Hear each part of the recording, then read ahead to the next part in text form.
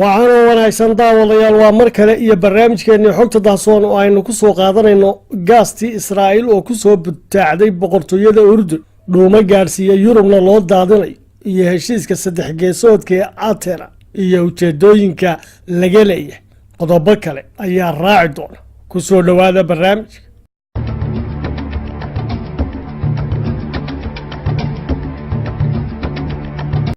ra'iisul wasaaraha Israa'iil ee xilligiisii dhamaaday Benjamin Netanyahu ayaa gaaray dalka Greega maalintii labaad ee sanadka cusub isagoo socdaalkiisu ku saabsanaa heshiis qadiim ah oo uu doonayo inuu boodhka ka jafo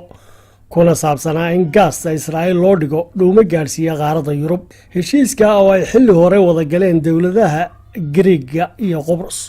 waana heshiiska ay labada dowladood haatan ficil ahaanta u soo xusuusteen si ay ugu horgeeyeen heshiiska calaamadinta xuduudbadeedka ee dhawaan dhex maray dowladaha Liibiya iyo Turkiga. saddexanka kale ah Israa'iil, Qobrus iyo Greega ayaa isugu tegay magaalada Atena si ay heshiis cusub uga gaadhaan dhigitaanka dhuumaha shidaalka Israa'iil geynaya qaaradda Yurub. waana heshiiska kor sii qaadi kara xiisadda gobolkaasi badda Mediterranean-ka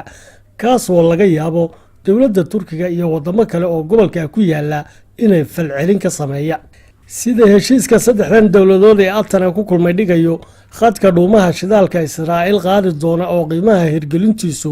ay ku kacayso 6 bilyan oo dollarka Mareykanka ayaa ka bilaabanaya ceelasha ku yaala xeebaheeda siina mari doona jasiiradda Qobrus una sii gudbi doona jasiiradda Crete sidaana ku gaari doona dhulka bariga ee Greega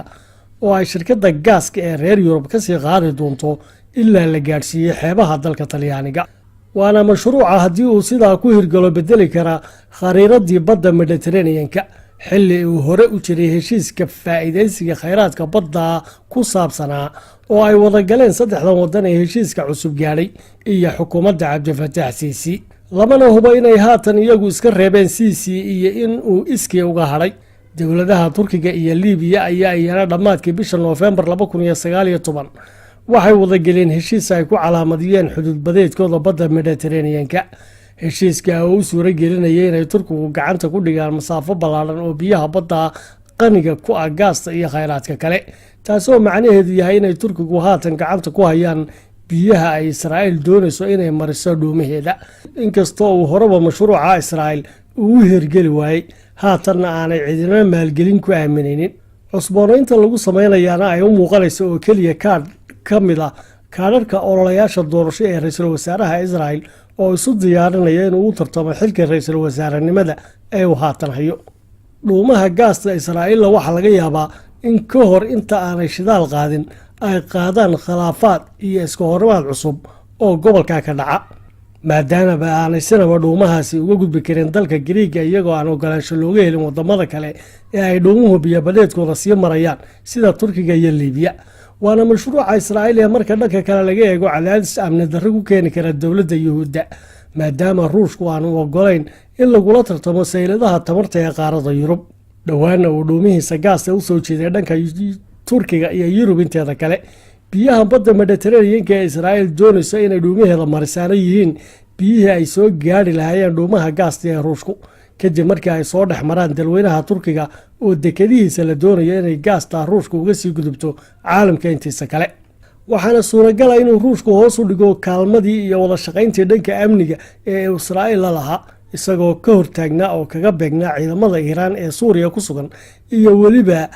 maleeshiyaadka Iiraan taabacsan ee gudaha Suuriya oo ay soo raacaan militariga Suuriya kuwaas oo Ruushku u diidanaa inay Suuriya ka weeraraan Israa'iil, taasoo ku sababeynaya inaanay isbaahaysigiisu isku furin aag dagaal oo cusub ka hor inta ay ka soo jeesanayaan duulaanka ay ku hayaan mucaaradka dhanka waqooyi ee ay ku doonayaan inay gacanta ku wada dhigaan Suuriya inteeda kale. isagoo ay suuragal tahay inay Ruushku ka reebeen Cabdifataax Siisi ka qaybgalka heshiiskan cusub ee ay maantii shalayto magaalada Atena ku kala seexdeen dowladaha Greega, Qobrus iyo Israa'iil.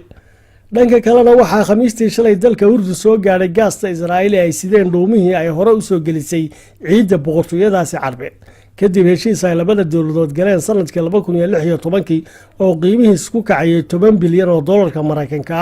iyadoo Israa'iil ay muddada 15 sannadood ee heshiiskaasi shaqayn doono ay siin doonto boqortooyada gaas gaadhaysa 45 bilyan oo mitir fuud oo gaasa,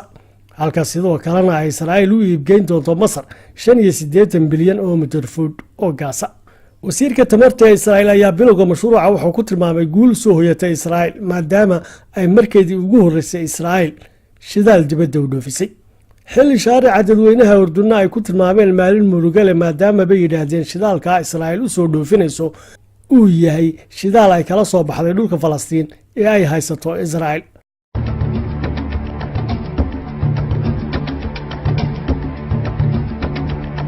xilli ay muslimiinta noolaa qarniyadii dhexe ee taariikhda miilaadigu ay caalamka u horseedeen kacaan aqooneed oo dhinac kasta ahaa, xogo iyo macluumaad ku saabsan caalimkii weynaa ee Jaabir ibnulxayaan oo ahaa caalimkii ugu horreeyey dunida ee daaha qaaday culumta kiimikada. xilligii uu noolaa iyo in badan oo ka dambaysayna culumta kiimikada loogu yeedhi jiray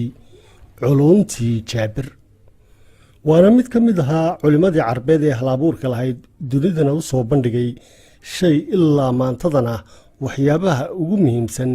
ee ay aadamuhu u adeegsado, taasoo ah maaddada kiimikalka.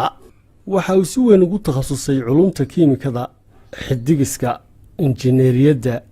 culumta macaadinta, falsafadda iyo dawooyinka, waana qofkii ugu horreeyey taariikhda ee maaddooyin kiimikal adeegsada.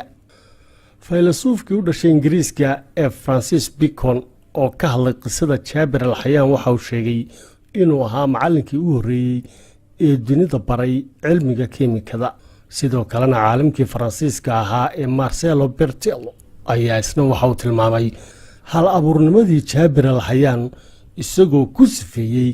aabbihii kiimikada ee caalamka. Jaabir al-Xayaan waxa uu dhashay sanadkii 101 taariikhda hijriyada oo u dhiganta 722 miilaadiga. sheekooyinka laga wariyey noloshiisuna waxay isku khilaafsan yihiin meesha uu ku dhashay. taariikhyahanada qaarkoodna waxay sheegeen inuu Jaabir al-Xayaan ku dhashay gobolka Shaam, gaar ahaan bariga webiga Furaad, halka qaar kalena ku adkaysanaya inuu ku dhashay waddanka Ciraaq. isagoo oo weli da'diisu yar tahay ayuu Jaabir ibnu Xayaan bilaabay inuu daraasadeeyo cimilada ku xeeran, isbedelada ka yimaada deegaanka iyo weliba sababaha isbedeladaasi uga yimaadaan. waxaana uu aabbihii oo lahaa dukaanka cadarka lagu iibiyo uu weydiin jiray waxyaabo la xidhiidha deegaanka sida dhirta, geedaha iyo waxa lamida, iyo weliba sida dhirta qaybaheeda loo beeri karo oo ay soo raacaan faa'iidooyinka ay dhirta ama geedahaasi leeyihiin iyo waxyeelada ay geysan karaan. Jaabir aabihii waxa uu ahaa dadkii hoosta kala shaqayn jiray kacdoonkii Cabbaasiyiinta, waxaana qabtay dowladdii Umawiyiinta oo dabeetana dilay. intaa ka bacdina qoyskiisii oo uu Jaabir ka mid ahaa waxa ay u haajireen dhanka dalka Yaman, halkaas oo Jaabir qur-aanka ku bartay, kuna kacaamay, kuna shaqeeyey xirfaddii aabihii ee samaynta cadarka iyo ka ganacsigiisa. xilligii ay Cabbaasiyiintu jabiyeen Umawiyiinta, Jaabir qoyskoodii waxay ku soo noqdeen magaaladii Kuufa oo ay uga sii gudbeen magaalada Dimashq oo Jaabir u noqotay halkii uu ka bilaabay baaritaanada iyo daraasadaha dhanka kiimikalka, isagoo inta badan maalintii ku jiray qol xidhan oo aanay cidina u soo geli jirin, xilliga oo ay ku mashquulsanaa hindisayaashiisii ku saabsanaa maaddooyinka kiimikalka. waxaana laga dhaxlay ilaa 3,000 oo qoraaladiisii cilmiyada, kuwaas oo badankoodu aasaas u noqday culum fara badan oo dhinacyada kiimikalka iyo biolojiga isugu jiray, iyo weliba aqoon kale oo taageero ka geysatay horumarintii markii dambe lagu sii sameynayay culumta meerayaasha, muusikada, daawooyinka, ka hortagga sixirka, deegaanka iyo cimilada, xidigiska iyo kuwo kale. qoraaladii uu ka sameeyey fikradihiisii iyo hal abuuridiisii dhanka kiimikadana waxaa lagu turjumay Laatinka, taasoo qarniyadii dhexena ku dhex faaftay qaaradda Yurub aynay ka faa'iidaysteen kiimikaystayaashii reer Yurub ee qarniyada noolaa. waxaa ka mid ahaa maaddooyinkii Jaabir ibnu Xayaan uu u daha qaaday caalamka biyaha dahabka ah iyo weliba macdanta botassiumka. waxaana uu bilaabay in 2 shay oo ka mida kemikalka la isku daro oo la isku tijaabiyo lana hubiyo waxa ka soo baxaya, isagoo sameeyey maadada magnesiumka oo laga sameeyey muraayadaha, sidoo kalena soo bandhigay maadooyinka kemikalka ee lagu qalajiyo harigaha iyo bustayaasha, taasoo aynu ilaa maantadana u naqaano sunta harigaha. inkastoo haddaba culintii uu Jaabir al-Xayaan daraasadihiisa ka sameeyey uu ka mid ahaa cilmiga xidigisku, haddana waxaa waqti badan geliyey daraasadihii iyo tijaabooyinkii ku saabsanaa dhirta, xayawaanaadka iyo dhagxaanta. waana caalamkii u horreeyey ee miisaama maadooyinka kemikalka ah ee uu tijaabooyinka ku sameynayey, calaamadiyeyna xaddiga uu maado walba uga baahan yahay marka uu isku darayo. ilaa maantadana caalamka waxaa looga haystaa inuu ahaa caalamkii saaska u dhigay maadooyin badan oo kemikal ah oo la isticmaalo. allah u naxariistay aabbihii kemikada caalamka Jaabir al-Xayaan waxa uu sanadkii 197 taariikhda hijriyada ku dhintay magaalada Kuufa, isagoo da'diisuna ay xilligaa maraysay 90 sannadood.